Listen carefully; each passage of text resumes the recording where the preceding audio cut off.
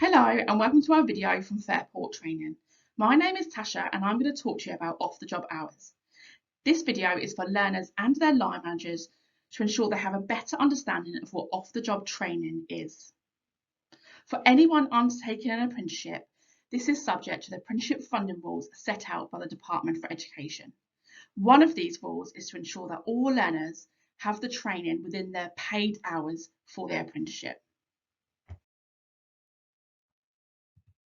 In this video, we're going to talk about off-the-job hours and how it can support you.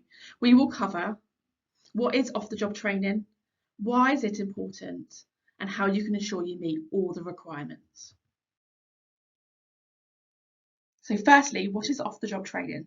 Off-the-job training must deliver new skills that are directly relevant to the apprenticeship standard. This can include things like the theory of your teaching, so your online or face-to-face teaching sessions with your trainer. It can include practical training such as shadowing and mentoring and any activities that you're doing in the workplace that deliver these new skills. It can also be your time spent doing written work, your assignments and tasks given by your trainer.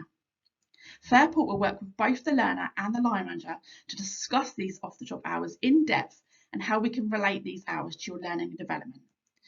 This will be recorded within a training agreement, and this is your plan of training and hours that will be referred back to the whole way through your apprenticeship. So why is it important? As I mentioned earlier, off-the-job hours are a requirement of the apprenticeship funding rules. In order to undertake your chosen course and complete, you need to achieve and record the off-the-job hours that you do. So how can we make sure that this works for you within the workplace? So firstly, we can talk about what training and development do they already do that will link to their knowledge and skills and behaviours within their chosen apprenticeship standard. Of course, that does need to be new substantial learning. Learners will need the time for independent study time to complete their work, to upload the recording of their off-the-job hours. So we need to talk about when does this work for you and your organisation or team.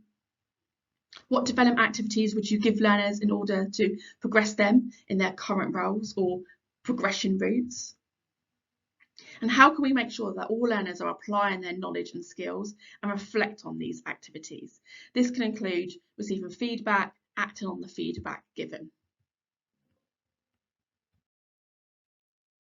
So lastly, this slide is to help you determine whether the activity counts as off-the-job hours.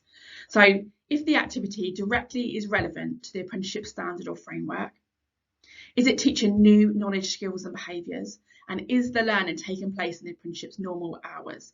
If it is, that counts as off-the-job, and your apprentice needs to make sure that they record this in their one-file journey.